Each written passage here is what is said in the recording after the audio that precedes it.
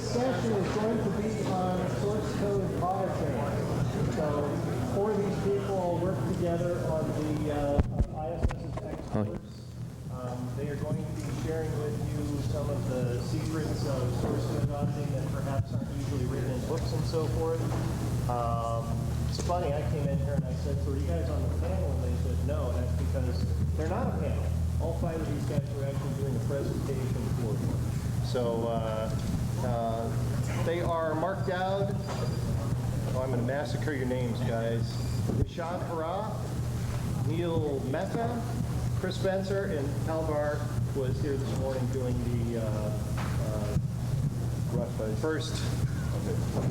doing the first presentation of the morning. All right, you guys are off. Okay. Hey. Okay. Today we're going to be speaking, as you said, about various vulnerable conditions that exist in modern software, both applications and operating systems, and how to detect such conditions.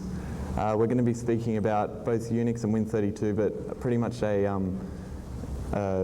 heavy accent on Unix, as Win32 applications tend to be closed source. But we will be touching on it because a lot of the concepts actually apply, even if you don't have the source code.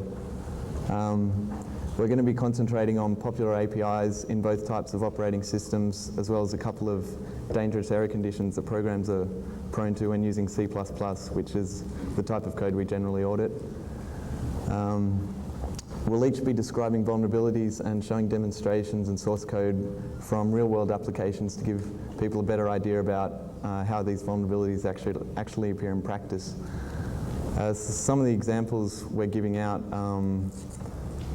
all of them have now been disclosed, but the latest one was actually disclosed today, so it might not yet be widely known here.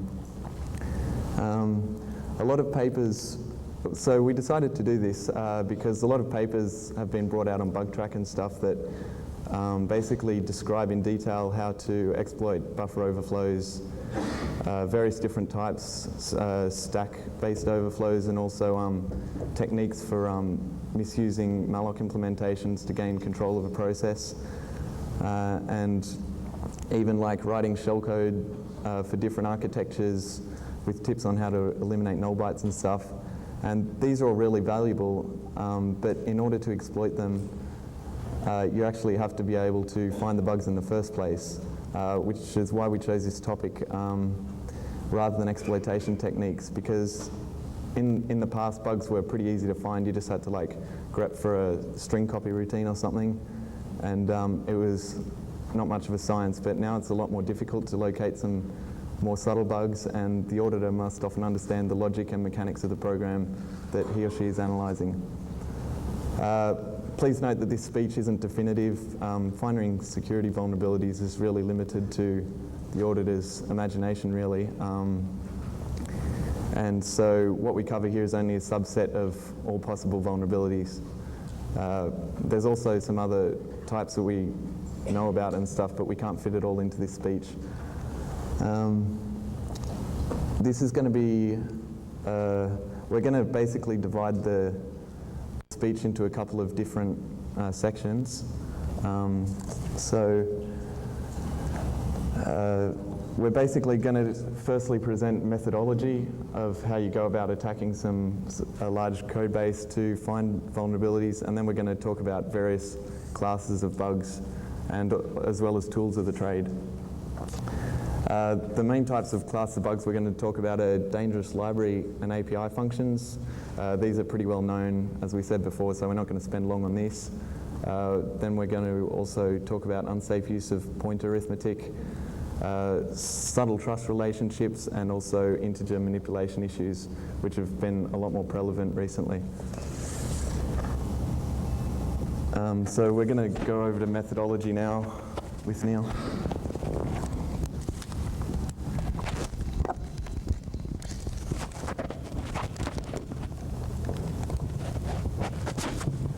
Okay, so in order to find bugs in large software programs, you need to have a planned method of going through them. I mean, you can't just randomly read them and hope to stumble upon a bug. And so we've tried to split it up into three different methodologies. The The first one I'll talk about is the top-down methodology, where you start at the program entry point and you read through each and every relevant code path, and you try to understand the larger scope of the program and how every API interacts, and you want to get a very deep understanding of the internals of the program so that you can spot very subtle bugs. The thing about this is that it can take a lot of time, and it may not be necessary to go into that depth to find certain bugs. So another way to go about it would be to try a bottom-up approach where you look for dangerous APIs or what looks like really messy code, and you trace backwards and see if there's a potential for a vulnerability there. So you'll spot more obvious bugs this way quite easily, because obviously it'll stick out that, well, he's doing an sprintf here, or he's, well, we'll go into that in more detail when we discuss the actual bugs, but you're going to miss a lot of subtle stuff and a lot of stuff that requires a deeper understanding of the program you're analyzing. So a hybrid approach sort of incorporates the best of both worlds, where you might go and look for potentially dangerous places within the code, such as anything that processes user input, anything that does parsing, anything where a programmer might make a potentially fatal mistake. And then what you try to do is to understand that part of the code in depth and trace forward and determine whether or not a vulnerability exists. It's a more focused approach. I like this one better, and it'll save a lot of time while you can still find some very nice bugs using this. Some other things that are helpful is basically you want to be able to keep track of all the necessary conditions to create a vulnerability. So what I tend to do when I audit is to create a list of requirements for this vulnerability to be triggered, and then go ahead and trace through the code and check them off, saying, well, yeah, this variable can be this value at this point in the code. So yes, we do have an overflow here or whatever. And that allows you to go ahead and verify that a vulnerability does exist without actually going and trying to write the exploit. Another thing that is quite helpful is to understand the way the programmer is thinking when he's written this code. If you notice a tendency to use or to do very sloppy pointer arithmetic, or to use unsafe functions in a lot of places, you might want to focus on that instead of focusing on looking for something else like integer overflows within the code. And so you cannot kind of understand how the programmer is thinking when they're writing this and what you might want to look for. In terms of tools, you don't really need complex or advanced tools to audit source code. It comes down to understanding and analyzing the source and being able to think of something that the programmer completely missed. So there are things, however, that will help you in this process and make your life a lot easier.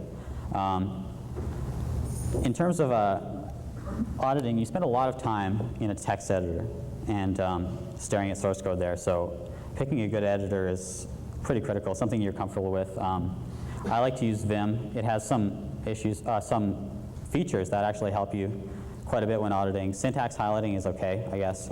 If you can't spot stuff like variable definitions, and maybe you shouldn't be auditing code, but it makes it easier to look at. Something I find useful is bracket matching. If you're looking at a complex code branch and you'll see maybe 5 or 6 brackets open up and you're trying to track down where one closes, this can help you just to understand the flow of the code. C tags is also very useful because you can navigate the source code quite easily from within the editor and jump to the definitions of functions or variables quite easily, rather than trying to exit your editor and going and trying to grep the entire source tree, finding out where this function is or whatever. So Vim has all those features. Emacs, it has all those and probably a million more. It's pretty big. I'm sure you've heard all the jokes about the acronyms for Emacs, like, I don't know, 8 megs and constantly swapping, or all those stupid jokes, right? So, and Pico has none of these features, and it never will, so don't use that.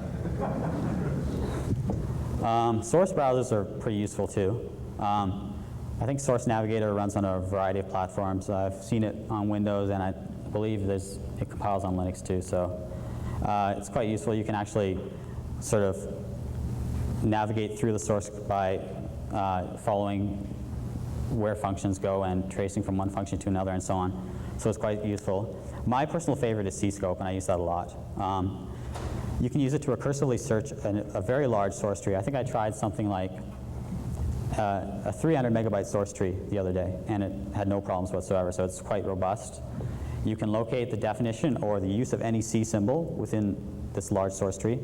So if you want to find where a variable is defined, you can go ahead and look at that, or you can find all instances in which this variable is accessed, used, whatever. So that's very useful.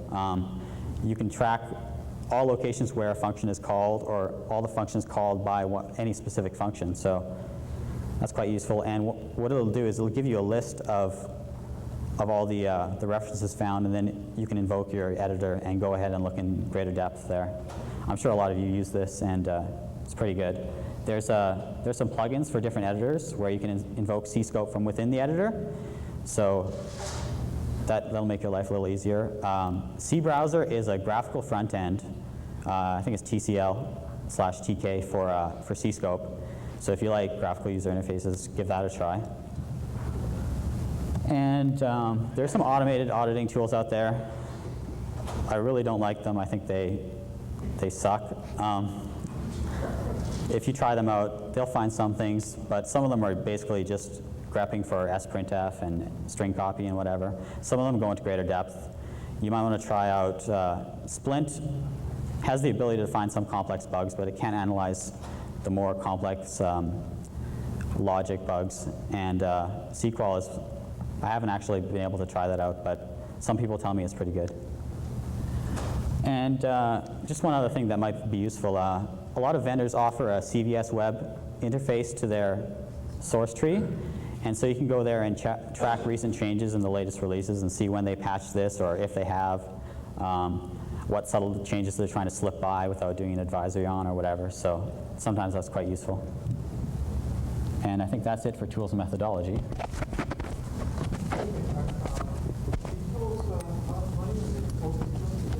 Most of the ones I talked about are free. I think you have to pay for ITS4, but everything else I mentioned they're available free, and most of them are open source.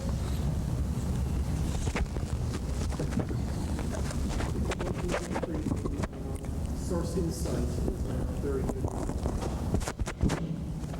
I haven't heard about that. Okay, we're just going to move on now to dangerous libc functions. These have been covered a lot in the past, but as we said, we're going to just have to go over them for completeness' sake. We're just basically going to quickly mention two classes of functions.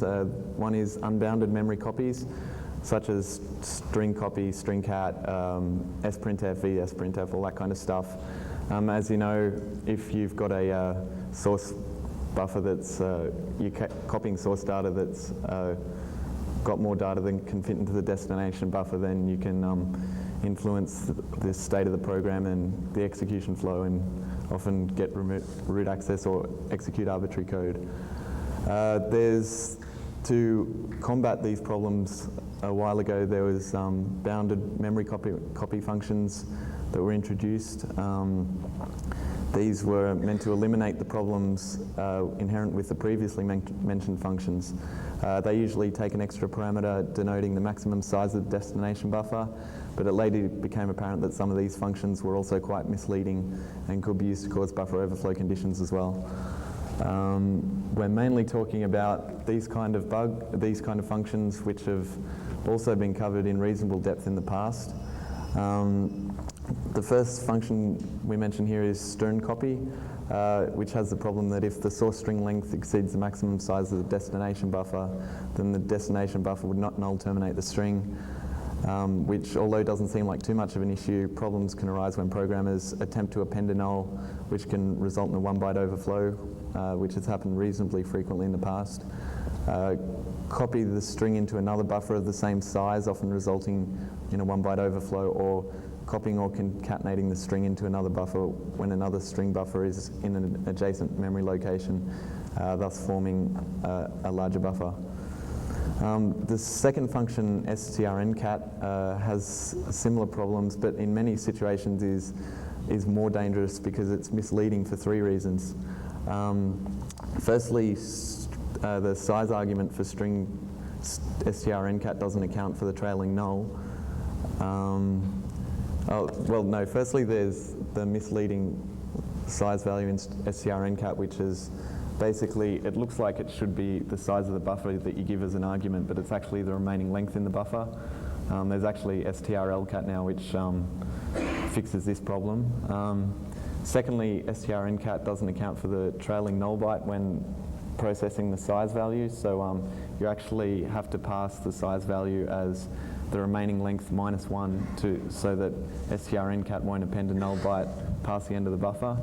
And there's thirdly potential underflow problems when addressing the trailing null issue. Basically what that means is if you've got a buffer that you can make the string length of the buffer the same as the size of the buffer, you can often cause the size argument to underflow because often the size is calculated dynamically, and it'll usually be like size of buff minus str len buff -1. So if size of buff and str len of buff is the same thing, then -1 will get passed to strncat as the size value, which will be cast to a huge positive value because it's a size t type. And finally, there's misuse of return values in snprintf.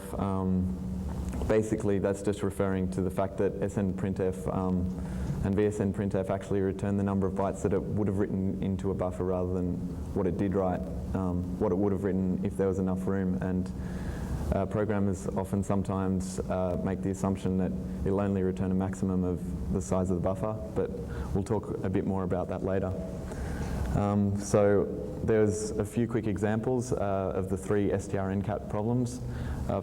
The first one is the remaining length issue. As I said, it seems logical that you should give the size of the buffer for the third argument, but that's actually not the case. So in the example up there, this will actually overflow by the length of the first string that's copied into the buffer.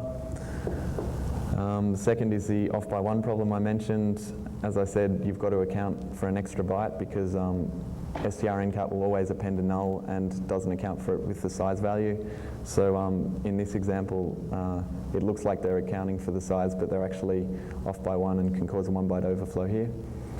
And the underflow issue that I talked about is basically, if you can make size of buff and str len buff the same value, which often happens if you've got a strn copy immediately preceding an strncat or something like that, when there's no explicit null termination. So we'll move on to point arithmetic now. Okay.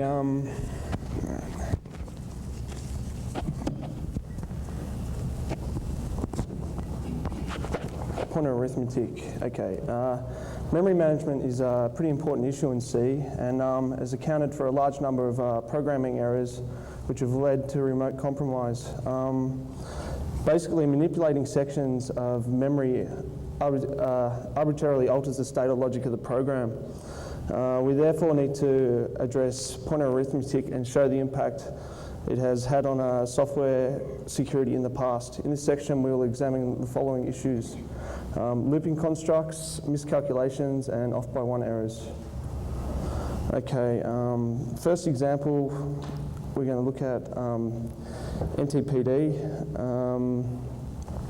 As you can see here, there's a loop here fails to terminate at the end of the buffer, resulting in a buffer overflow.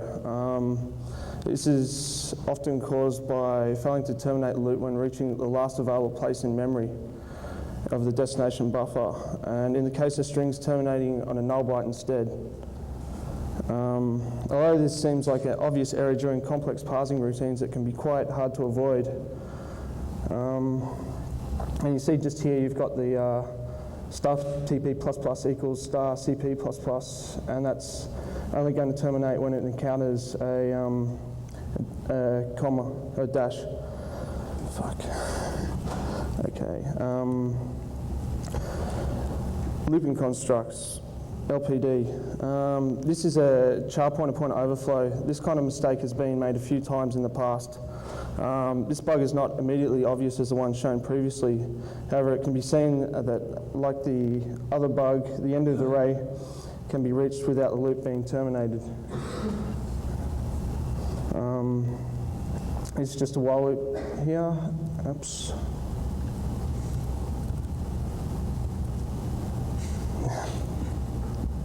Nice.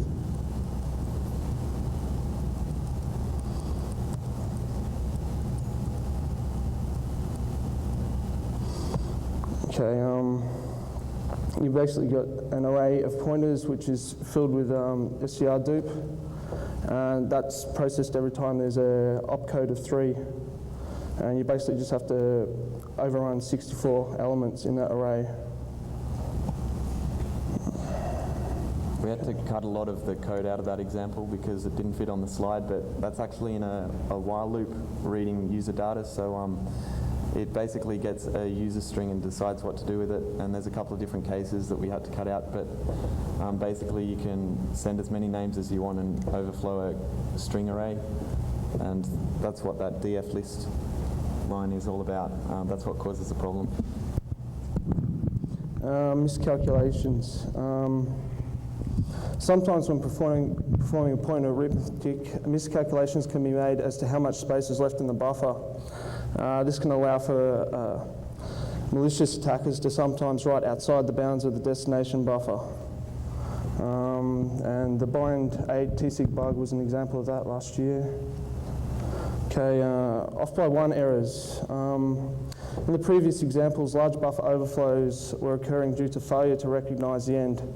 Sometimes though, when calculations are done a little more carefully, termination can occur at the end of a buffer. However, there are quite often off by 1 errors, which 1 byte too many or 1 too many data elements are written to a buffer. And this is an old example from OpenBSD, FTPD. The pointer just points outside the bounds of the buffer after that for loop, and a null byte is written. Exploitation of this bug depends on what variable you can overwrite, or if you overwrite some save state information, typically the low byte of the base pointer for Intel stack based 1 byte. It also depends on the buffer size.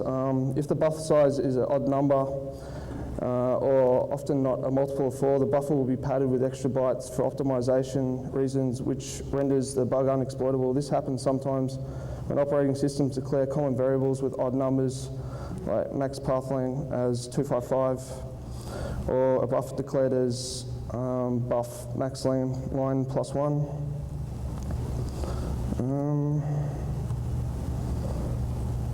Okay.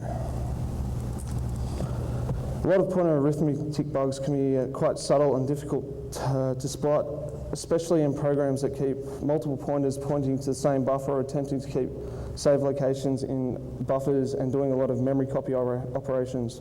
Buffer overflows that occur as a result of pointer arithmetic bugs most often occur in one of the following situations.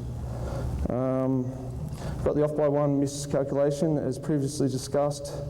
Errors often occur in looping constructs when 1 too many iterations is performed, or a byte is appended after a bounded loop, usually a null byte.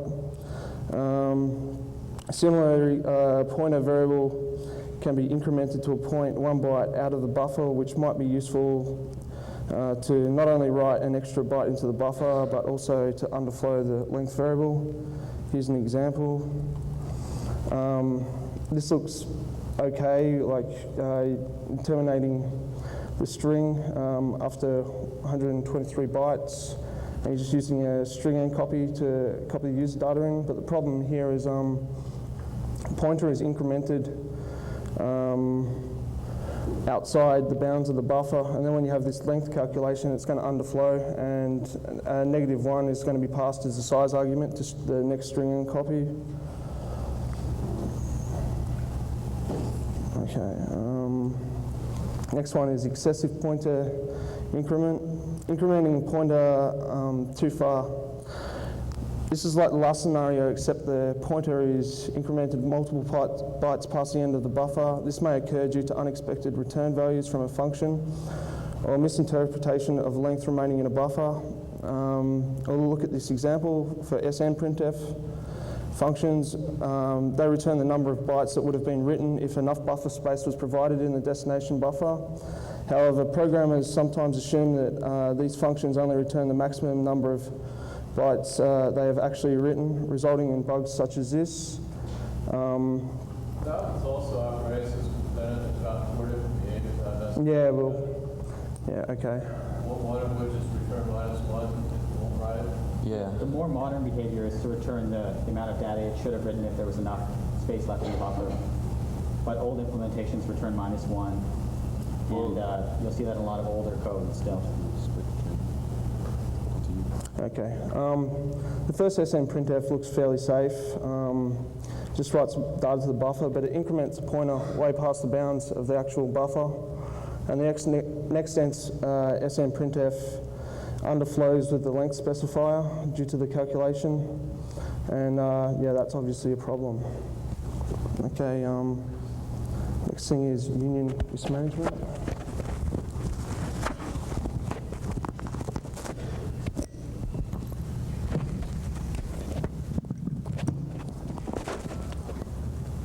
Okay, I'll just very briefly go over this. I'm sure most of you know this. A union is a data structure in which the elements overlap in memory. So here we have a union with an integer, a short integer, and a character pointer. And the size of this data structure is actually 4 bytes on a 32-bit architecture. So the fact that these elements overlap in memory can lead to some potential security vulnerabilities. Basically, the problem that can happen here is that you mistake one data member for another, and can lead to type confusion. You might mistake an integer for a different integer, which might be limited to a certain range of values, or you might mistake an integer for a pointer. And that can have some interesting consequences. I'm just going to show an example here of a potentially vulnerable application, and very briefly go over this so you can illustrate what's going on here. We have our union here within the data structure.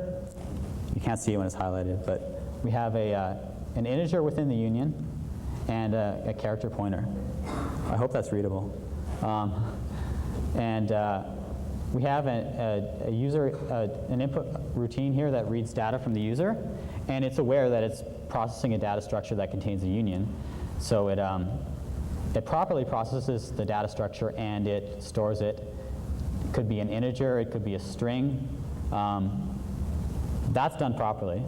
And we have our vulnerable function here, which checks the character pointer element and compares one string to what should be the correct string. If it's not correct, tries to free that string. And in our main function, all it does is it reads the data and then passes it to our vulnerable function without actually checking whether or not the value within the union is of the correct type. So what you could do here is a malicious user could send a data structure which contains an integer within that union, and it would be passed to the vulnerable function, which thinks it's a character pointer and then tries to free it. And if you can arbitrarily specify the address which you're freeing, it's very easy from there to obtain or to execute arbitrary code. I know this looks like a bit of a stupid mistake to make. I mean, obviously the coder should just check which type is present within the union, but I've actually seen this in code, and people do make this mistake.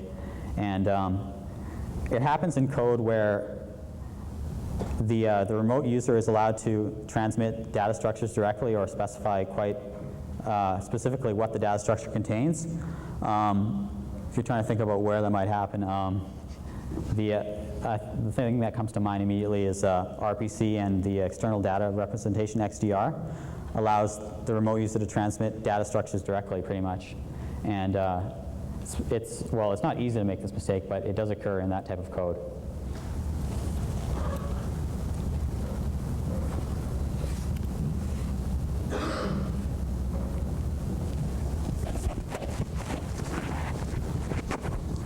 Next is subtle trust relationships.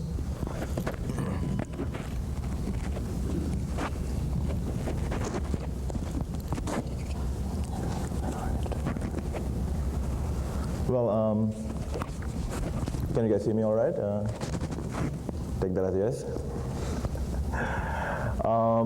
Well, this is actually one of my favorite classes of bugs, so to speak, for various reasons. Firstly being that it's sort of like a little job guarantee for me, because I know that these kind of bugs are never going to be found by a little monkey farm in some third world country. So, like my colleagues explained before, this kind of bugs actually can be found more through the hybrid or the top-down approach as opposed to the more widespread bottom-up approach, because to discover this type of bugs you need a sort of higher level analysis than what is possible through a typical bottom-up approach.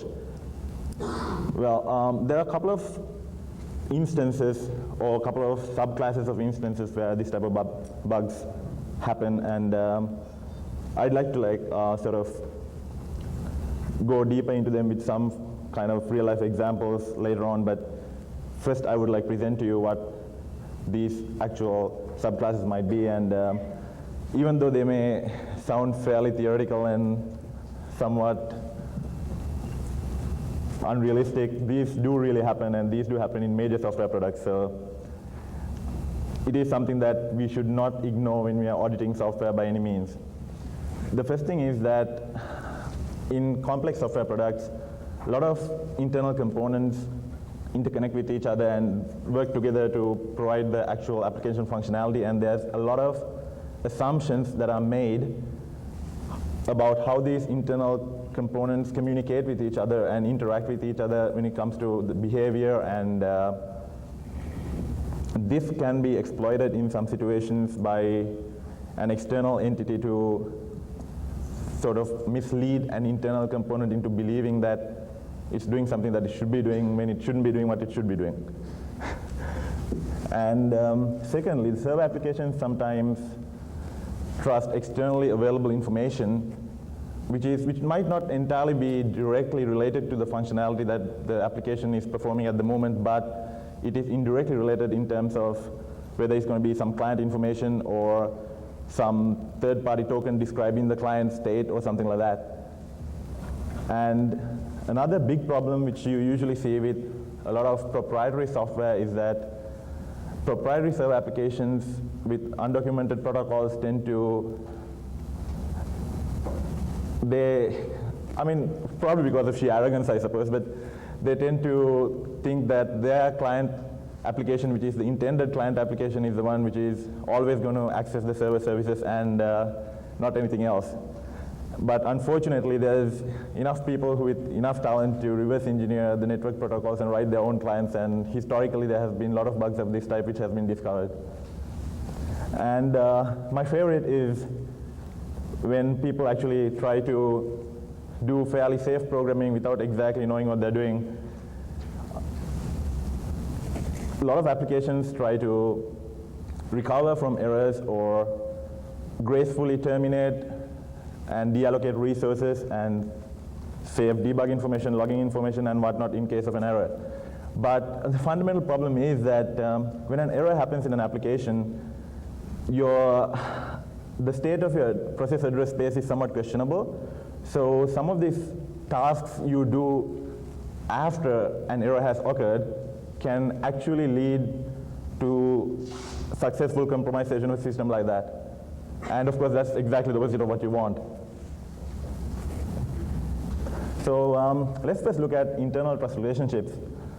Well, there are many operating systems which contain internal undocumented APIs, and internal client-side libraries that are provided by the system, mostly closed source, which enable client-server subsystems to communicate, and they make a lot of assumptions regarding these methods of communication. I mean, from a simple assumption from what an API, what a parameter to an API call might be, or to a blind assumption like, oh yeah, if somebody's going to call this API, it's got to be trusted, because it's our code, that's the only guy who can call it. So if you guys are familiar with one of the more recent vulnerabilities discovered in Windows NT stream of operating systems, where anybody could query handlers for a process from the debug subsystem. That's a typical example of this type thing. And again, due to shared code base and shared development resources and the same programmers programming the client and the server subsystems, it's normal that they come up with these implicit assumptions without even realizing that they're actually assuming these things about the software that they're writing. So I really tend to like these kind of bugs because they are only apparent through a very high-level analysis which tries to understand the actual process and the internal functionality of the software rather than just looking for vulnerable API calls or something like that. So even though this might sound very theoretical, there are so many bugs which is in this category in major operating systems, it's not even funny. And when it comes to trusting external information, servers tend to get information about client from either third-party sources or information that the client can directly control, which at the same time has no direct relationship to what the server might be performing at that particular point in time. For example, one of the more recent Microsoft Exchange bugs, which was released about a week back, there the DNS resolution services in the SMTP code expected any client DNS name to be within certain boundaries or have certain type of attributes to it. And obviously in real life, 99% of the time, a legitimate client a DNS name would adhere to all these properties and it will contain the same attributes, but since it is controllable by the client, there is always a possibility that someone can malform or craft that information maliciously to mislead the server into doing something that it doesn't want to do, or like in this case, completely compromise the server. This is again what I was telling you about earlier, where proprietary protocols and proprietary clients are involved. One example of this is actually the Oracle libraries and the Oracle TNS listener protocol. Oracle has multiple versions of their libraries available on possibly every platform that they support their database products on, and they expected their database services to be accessed only by, or rather only through these sort of client libraries, and most of the integrity checking and error checking and things like that was actually performed on client side rather than server side, because obviously they didn't expect someone else to come and access it directly, and that led to some serious problems which left their servers completely compromised. The Oracle TNS listener denial of service and the buffer overflow vulnerabilities which were discovered last year is a direct example. And yeah, back to our safe programming issue.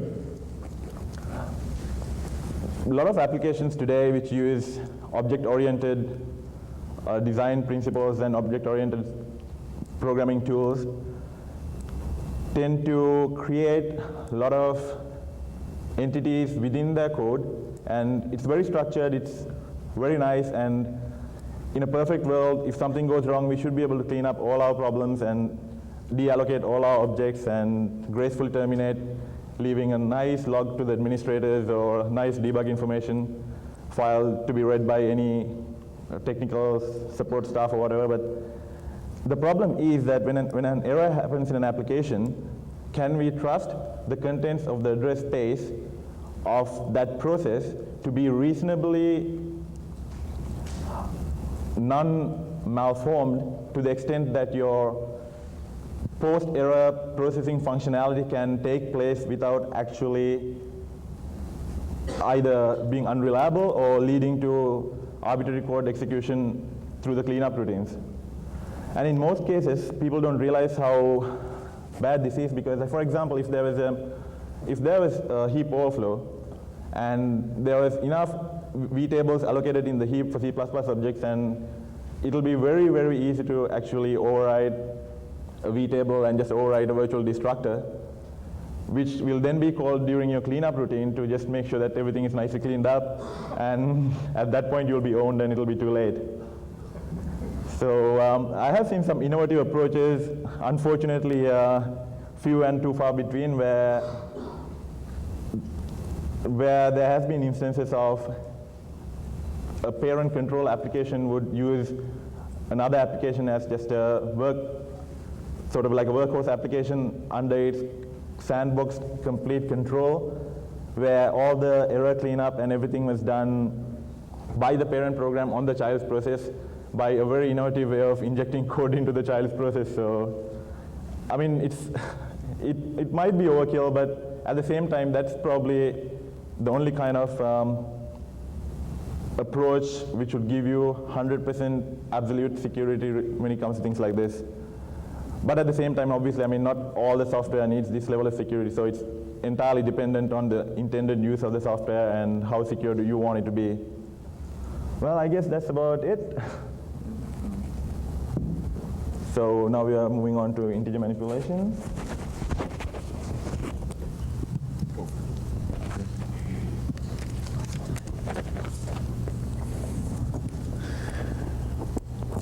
Okay. All right, yeah, as Joey said, now we're going to focus on several conditions regarding integers.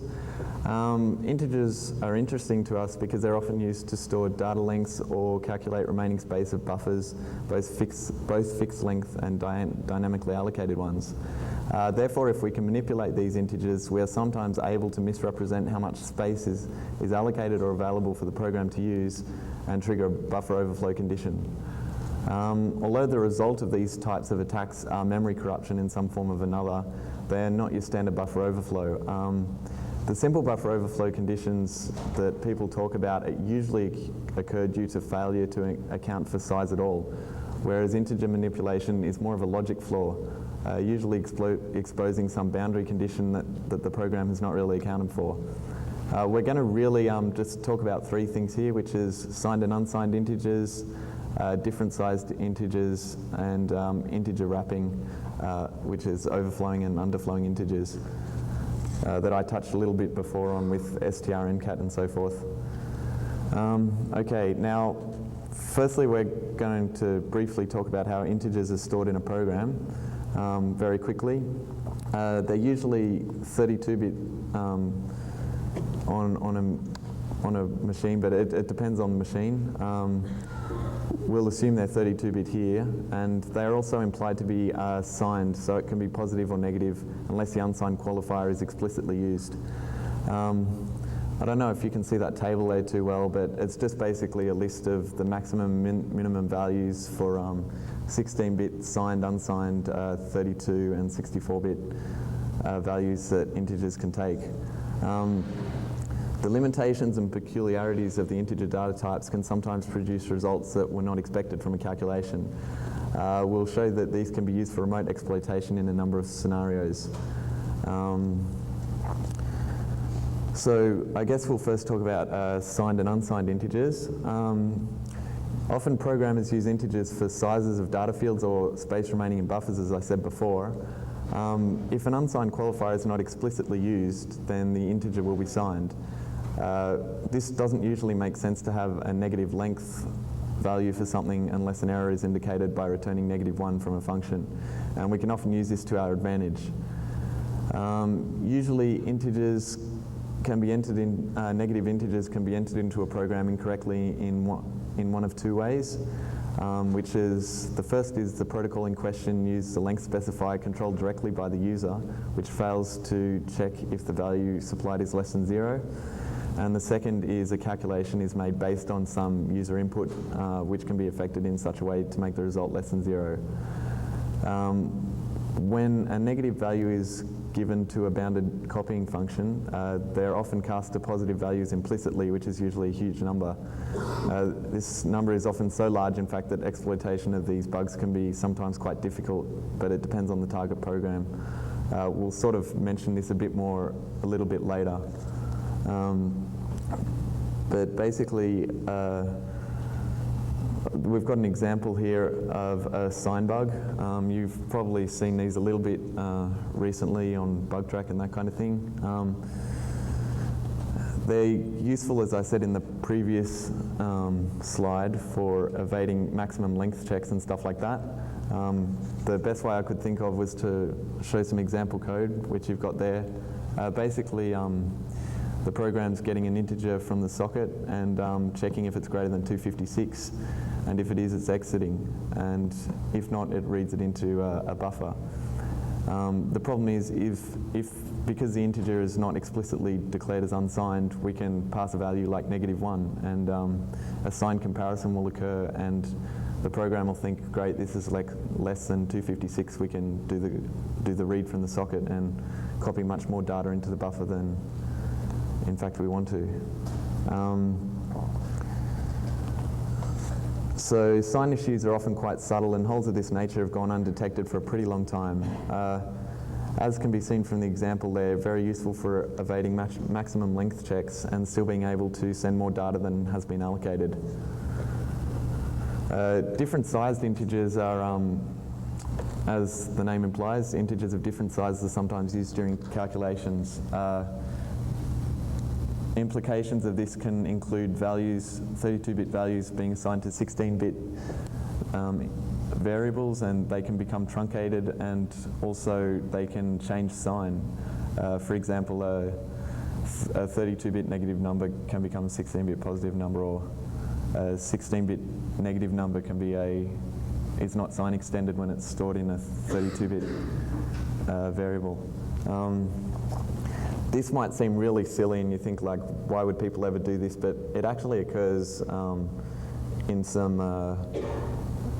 major applications, especially in protocols that use 16-bit data length fields, and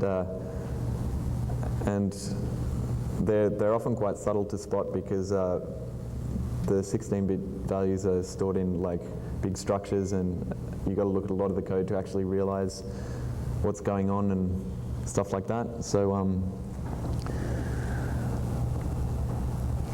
we'll move on to integer wrapping. Integer wrapping is basically a class of bugs triggered by causing an integer to go over the maximum boundary or go under the minimum boundary. Basically, the principle here is that, as we showed before, integers occupy a finite space in memory, which is usually 32 bits. And as such, we can only represent a subset of all possible integers. This set is actually quite large and adequate for most programs, but if the user is able to influence that number directly, then the program can sometimes produce unexpected results, leading to remote compromise. We'll consider a few hypothetical examples. The first is an addition problem. As you can see here, a length is received from the network or whatever, and it's probably, the program looks like it's implying that it's about to send a string of that length across the network, so the program allocates the length you give +1 for accounting presumably for a null byte, and then mem copies some user data onto that string. If we give the length here as like OXFFFFF, like the largest value, then the +1 will make it exceed the maximum value and wrap around back to 0. So malloc in this scenario will actually allocate 0 bytes. Well, depending on the malloc implementation, it'll allocate some minimum value, usually 8 or 16. But basically, we can then send a lot more data than, or we can try and mem copy a lot more data than is actually allocated. We'll do second is subtraction. This is integer underflows. This is another similar example to the last one, except the program is making assumptions on how much data it just read from the socket, which is basically that it read more than header size bytes. With subtraction, you also saw in action the strncat and stuff like that, where lengths are dynamically calculated, and it is the assumption, for example, with, as I said, with strncat, that size of buff is greater than strlen buff. So there's that example, and there's multiplication. Multiplication error occurs when two or more numbers multiply together with a result larger than the highest possible integer. These occur reasonably often in programs, often when allocating memory which is an array of a data type whose size is greater than 1. Here, this example, if num, the variable num here, is greater than OXFFF divided by size of the object type plus 1, then the integer will exceed its maximum limit and go back to 0, allocating a very small amount of memory and proceeding to copy in large amounts of data, resulting in a buffer overflow. This is all pretty good, but there are some problems when it actually comes to exploiting these that we need to briefly explore, because in a lot of our early work when we were finding bugs of this nature, we found a whole heap of them, but a lot of them turn out to be unexploitable. When determining exploitability of these bugs, we run into problems. Often these bugs cause enormous data copies that we are really unable to exploit. If we return to thinking about the first hypothetical example, you'll recall that an integer could be wrapped by adding 1 to it, the addition example, that is. So the memcopy would then, attempt to copy about 4 gigabytes of data, which is going to crash the program once we hit the edge of the segment that our destination buffer resides in. A lot of integer wrapping bugs contain problems just like this one. Also consider stringed up, like I've got there. Like theoretically, a lot of stringed up type routines basically do the same thing as the addition example, where they malloc string length of some string plus 1 and then copy all the data into it. And theoretically, if we could make strlen the maximum representable integer, then we could overflow it. But practically, we can't really do this because we can't supply a 4 gigabyte string. So we end up having one of two problems oftentimes, which is either the program is attempting to copy very large amounts of data, or we need to supply such large amounts of data that it's just not doable. So we've got some solutions. First is the program catching segmentation violations. Sometimes the program catches a SIG-SEG-V signal and tries to clean itself up. Often these bugs can become exploitable if we corrupt variables or function pointers that are made use of when the segfault handler is called. This is pretty much just what Joey was talking about, where a fault occurs in an application and it tries to clean itself up and by doing that it's assuming that its heap or whatever is trustable. The second, again, delivery of other court signals. Sometimes before a segmentation fault actually happens, we can actually trigger other signals that might do something that might be interesting to us. The user may be able to corrupt some variables and then deliver a signal at the right time, which makes use of these variables, like maybe calls free on them or something. And some signals you might be able to send a SIG-urge or SIG-pipe in a network type situation. Structured exception handling, which has been used a lot on Windows 32 type applications. In Win32, if the stack gets entirely overwritten in large memory copies, an exception is generated, and so exception handling routines are called to help clean up the process, which are located on the stack. And so vulnerabilities of this type on Windows 32 can be often exploited if a large data copy is done to the stack. Cleanup routines, again, stuff that Joey was saying. Sometimes programs contain miscellaneous cleanup routines when the program crashes or exits, especially in the case of object-oriented languages such as C++, which deallocate objects and call destructors and that kind of thing. So we sometimes can use these to our advantages for integer wrapping problems. But the best conditions for integer wrapping bugs do not actually require any of these. They've got the properties that basically an integer supplied is directly controlled by the user for memory allocation or something similar. A loop is entered for the data copy that can be prematurely terminated, and premature termination of the loop does not cause an immediate call to exit, so that we can exploit some cleanup routine. Just a few notes about this integer wrapping stuff. When we were making this speech, we thought that although integer wrapping of some types has been noticed before, the potential threat that these types of bugs represent to the security of software has not really been realized. So we decided to show some real-world examples and quickly show how large applications can be vulnerable to problems like this. Before we show these examples, though, we'd like to point out one or two more ideas we had about when researching this stuff. Firstly, when we talk about we talk about it as integer wrapping, but it really should be realized what impact this style of bug has on pointer types as well, which are really just integers. Pointer variables that are incremented by large enough amounts could also be made to wrap around to another location in memory, maybe behind the buffer or to another segment. Although this also requires large values, these values will most likely be considerably smaller than what you need to wrap a standard integer, because a pointer may already have a fairly large value like OX, BFFF or whatever for a stack pointer or something. Halvar will be momentarily demonstrating implications that this kind of stuff has on memory allocation routines, which are apparently extremely buggy. Furthermore, we should mention that certain functions are susceptible to being misused if not checked carefully. So like when we were talking about dangerous library functions before, we could add a few, like consider the calloc function, for example, which dynamically allocates an array. A multiplication will be done between the two arguments done to it from memory allocation. So bugs stemming from dangerous use of calloc could arise very easily in the same fashion as the hypothetical multiplication example given earlier. I would also like to note that I didn't really check this out, but it appeared to me that the new operator in G++ seems to internally contain the same type of problem. If you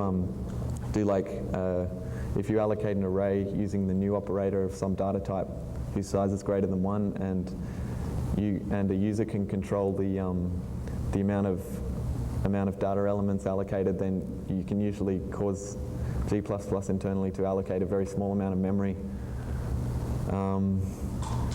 and then start constructing the objects. I'm not sure at this stage whether this would create an exploitable situation.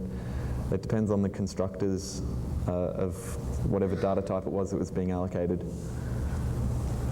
So we're going to go through a couple of real-world examples. I already said that stuff. Briefly, OpenSSH. This is the challenge response bug we published earlier this year. This example has been analysed in BugTrack in detail now, but it's a perfect example of what we're talking about. If you look at the source code of the vulnerable part of SSH, it's actually pretty much exactly the same as the multiplication example I showed earlier. Basically, you can trigger an integer multiplication overflow, which causes an incorrect data allocation on the heap, and we can write past the end of the allocated data with pointers returned from packet get string, which is a routine that gets strings from the network. Basically, the conditions that I mentioned before are satisfied. We're directly able to control an integer that is multiplied passed to a memory allocation routine.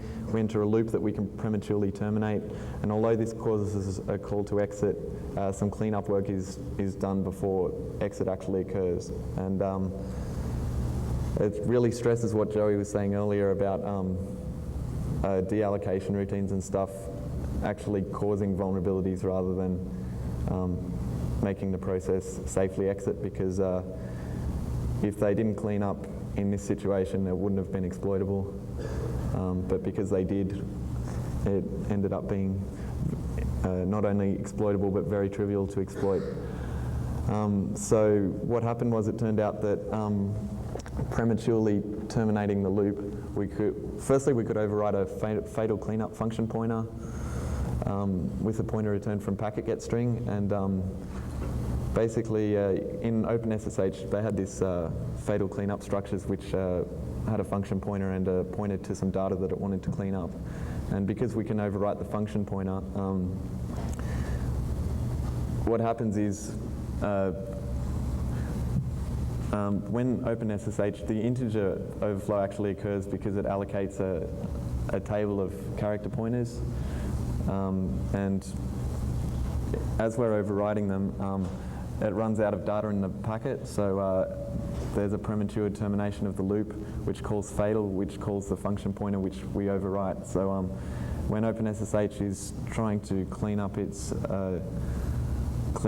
various things, it actually jumps directly to the data that we supplied in a string. So we can just put any executable code, and OpenSSH, while trying to clean up, just jumps directly to it and spawns us a root shell. So when noticing a bug like this, it actually, as we said before, with the methodologies you have to follow whether everything is, whether we can actually get to that part of the code, and it turned out it was really easy to do because the options were enabled by default and so forth. But it does stress that you need to check out a program thoroughly, because even though the exploitable code was in every single distribution for this particular type of bug and enabled by default, there was a function just before it that needed to return not null, and if it didn't, it wasn't exploitable, and it only returned not null if BSD auth or SKey was defined, which is why it only affected BSD by default. So we're going to talk about Neel's example now, which is the one that came out today.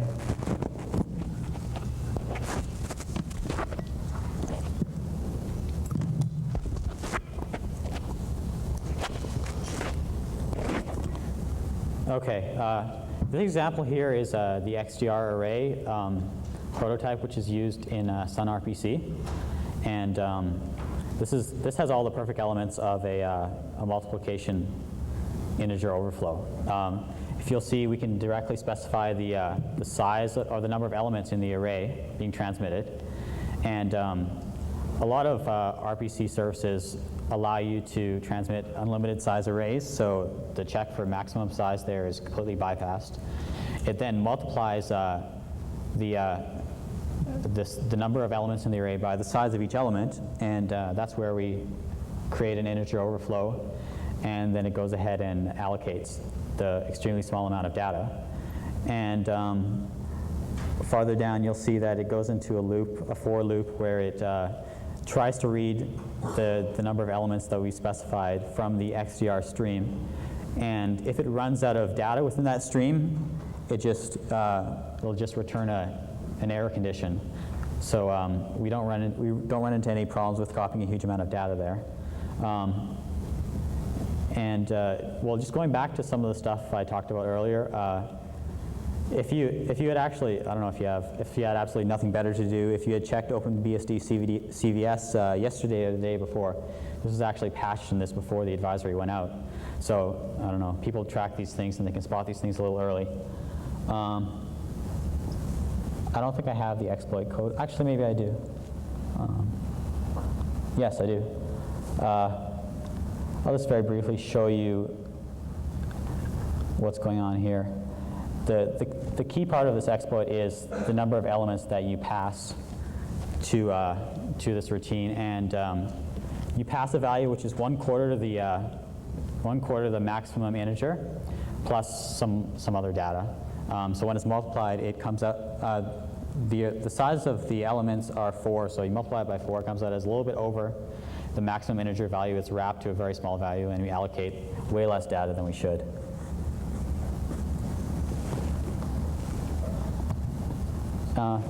I think Halvar is up next with buggy memory allocators.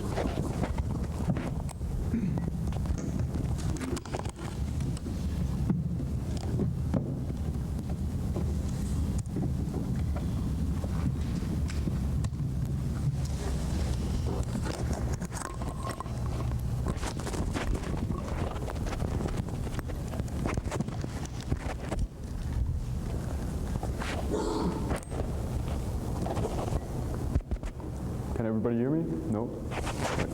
Yep. Okay, so let's see whether we get the screen.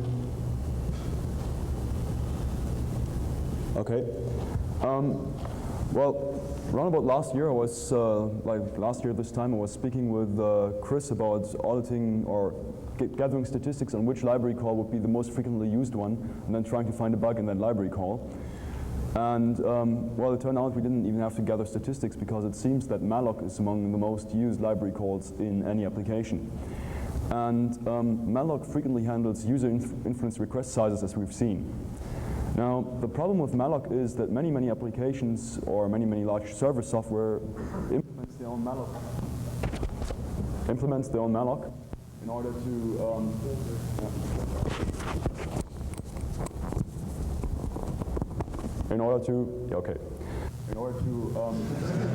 what is this? I think it's a bad connection. It's probably bad. Okay, I'll not move. Anyhow, the thing with malloc is, or with these, many applications implement their own heap management in order to speed up everything, like their entire heap management. For example, it is recommended for optimization purposes if you have a large server software or whatever to generate, well, statistics on the sizes of normal memory allocation in your application, and then optimize your heap management towards, like, well, dealing with those sizes that are most frequently requested. And aside from this, many other applications implement their own memory allocators. And memory allocators have to do arithmetics internally. Two kinds of arithmetics, in fact. They have to do arithmetics on pointers and on integers. Integers being the request size and pointers being the pointers, well, they have inside their own heap. And memory allocators are really bad. About 60% of them, from my experience, are broken in terms of malloc returning success for stuff like -1. So you allocate 4 gigabytes and it returns success, and in fact allocates like 8 bytes, which is fairly bad. So, well, if malloc breaks, pretty much, well, many other things break, and a broken malloc can open many doors. I stumbled across this originally last year when I was taking apart the Bolin-C malloc implementation because I wanted to exploit an overrun in the heap. And, well, if you allocated -1 there, it would allocate like 8 bytes and succeed. So that's kind of how I stumbled over this. What I would like to do here, small bug quiz. Okay. What I'd like to do here is a small bug quiz in terms of, well, I've got 7 buggy memory allocators from popular open source packages. I've anonymized those so that nobody really knows what application those are in. And the audience gets 120 seconds to spot the bug in the memory allocator. And whoever does this first will get, like, he will win the name of the package it is in. Okay.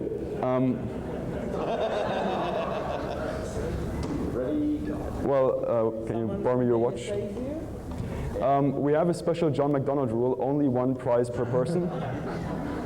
And secondly, the attendees of my training class yesterday may not participate because they might have already seen something of this. In order to win the prize, you have to explain what is going wrong and which values will behave strangely. Yeah. And if after 120 seconds there's no answer, we will explain the bug, but we will not tell anybody which package it is in. You get the watch. All right? Yeah, what? Sorry? Those guys over there can't participate either. Well, they can participate, they're in here, but only 1 prize per person. So, okay, the first one is a really easy one.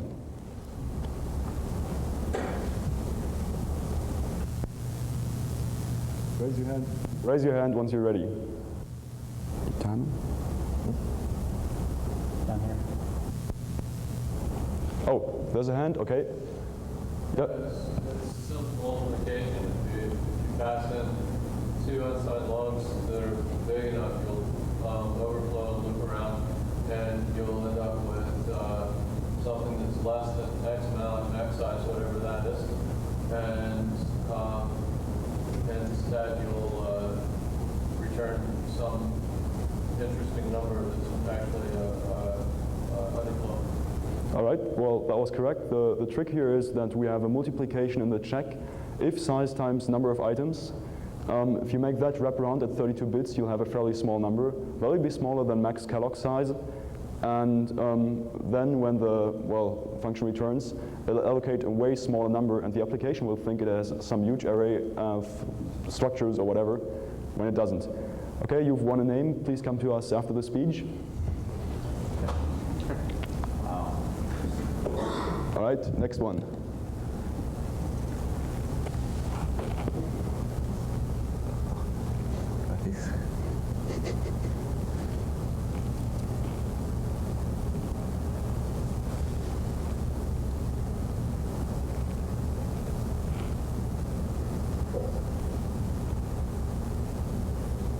All right, there's a hand down there. So the size is the maxing minus 8, so then wrap around. We'll call now at 0. Return successful. All right, well, that's it. If somebody gives or feeds a value somewhere between, max int minus 8 and max int into this function, they'll allocate, minus 1 or whatever you passed into plus 8. So if you pass, minus 8 in there, they'll allocate 0 and it'll succeed. If you pass minus 1 in there, they'll allocate 7 and it'll succeed. Yet another name, gone. Okay, next one. Should be fairly easy now.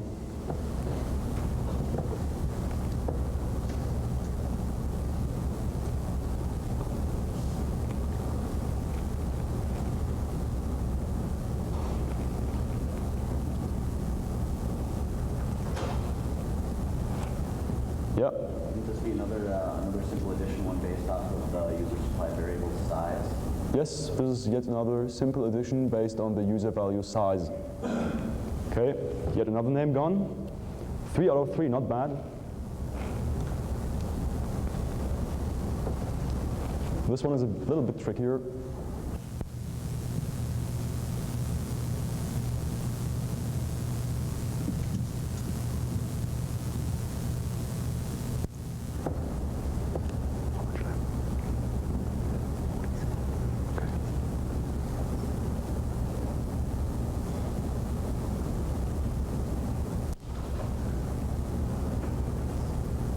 Yes, sir. I guess that the alignment minus 1 is like that after that as negative. Sorry, again? Ending with alignment minus 1, whatever alignment is. Well, alignment would be a value like 4. Okay.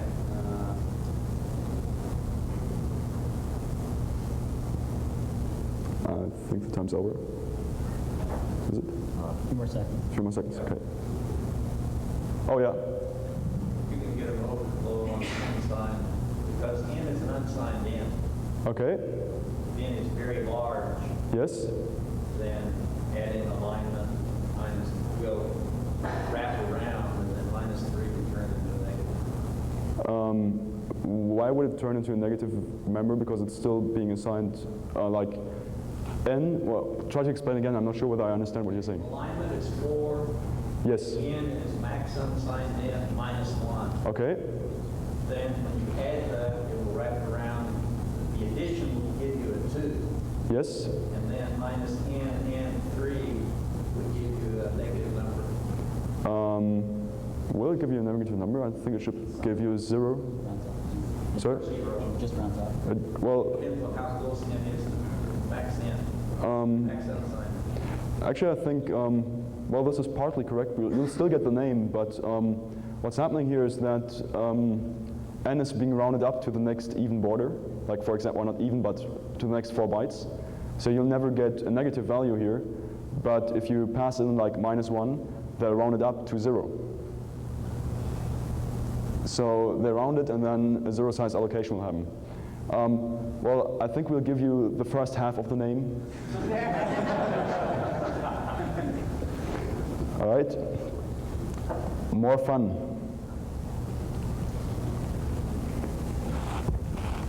Jesus, 126 is a long time.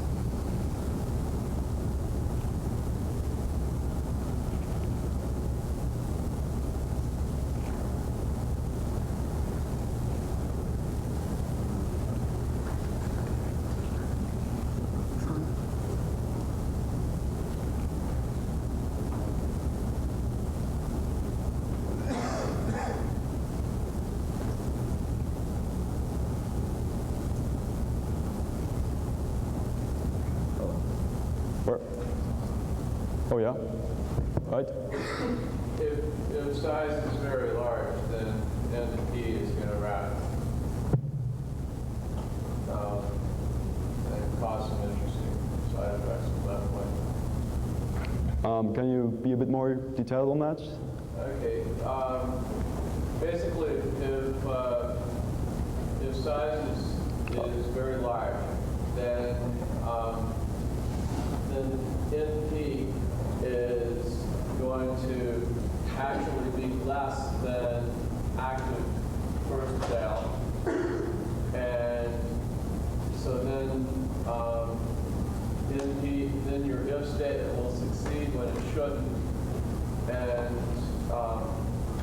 away we go from there. It's hard to say without knowing what a full T and obstruct T look like. Okay, yeah, that's good. You will not get in this name, or you can choose between the two names because we only have one price per person. But nonetheless, good work. Anyhow, what's happening here is that we have not an integer which is wrapping around this time, but a pointer. Basically, the end pointer, NP, is being calculated by adding active first avail to size. Now, active first avail is a pointer into the current heap. I don't know what that is under Linux, somewhere at 40 something, like 40 blah blah blah. So any allocation larger than 0 minus 40 will make this end pointer wrap.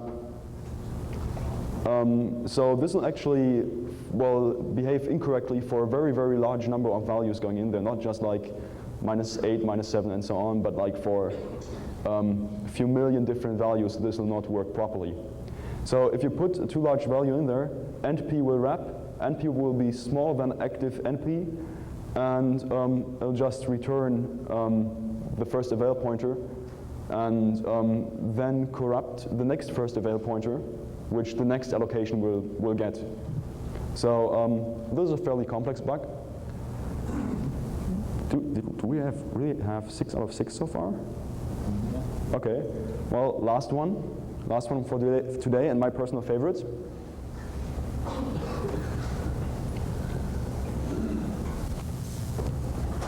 This one works.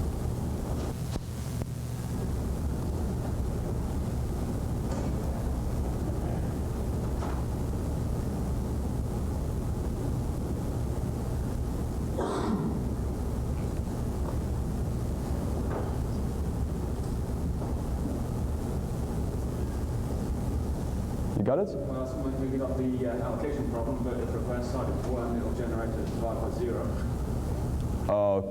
Okay, you sure about that? I'm not sure about that, no, because it divides by round size, and round size will not be 0.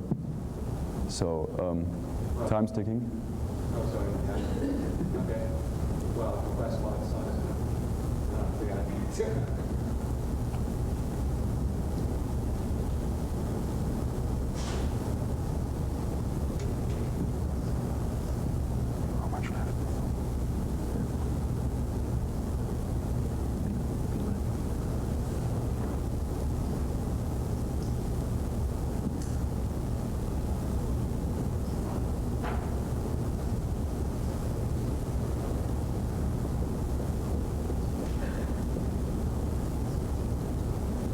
Time's up?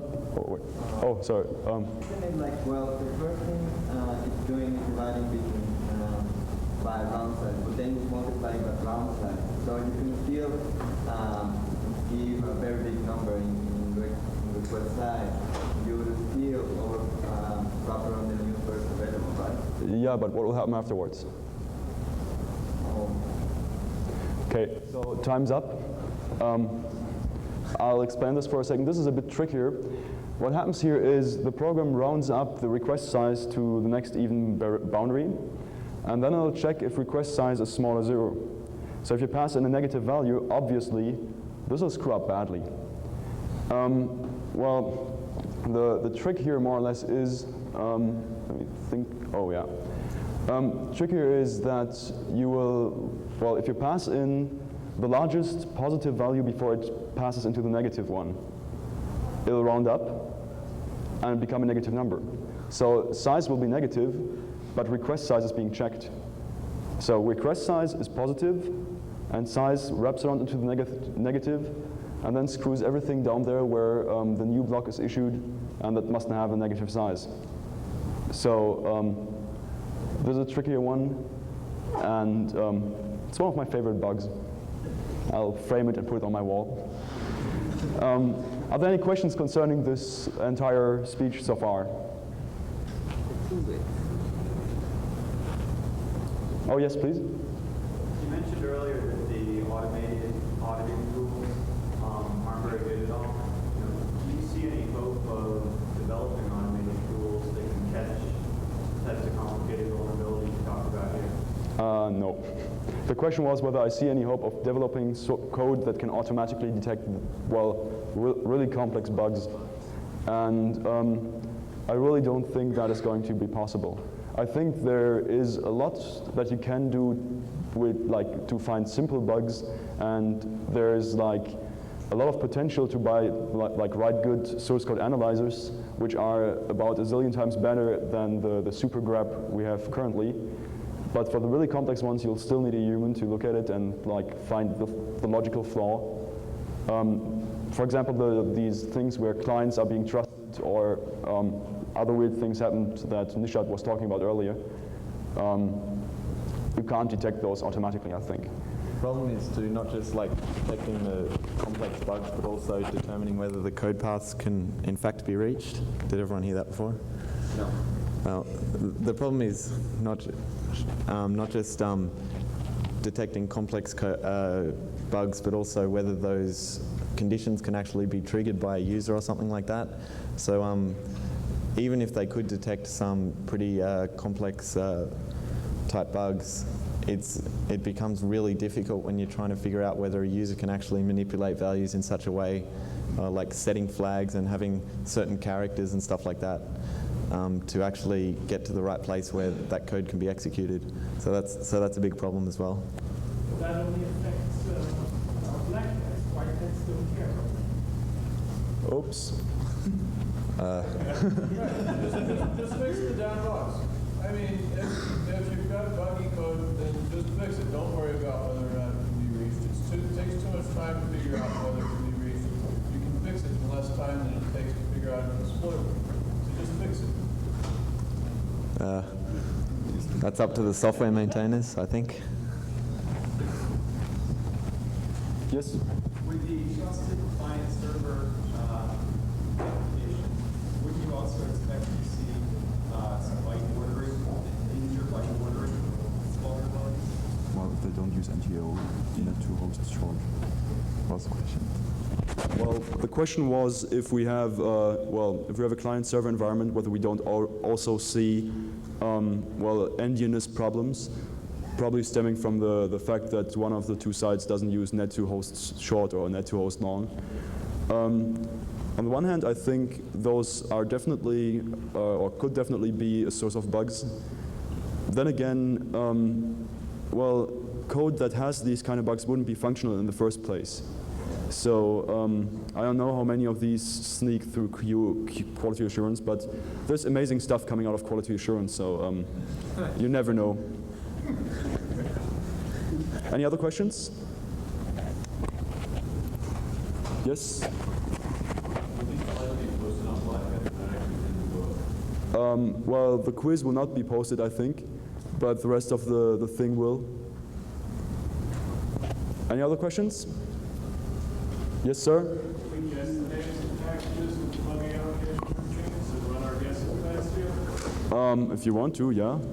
I might not be able to answer them, but all right. Oops. Well, thanks for being here, and thanks for everything.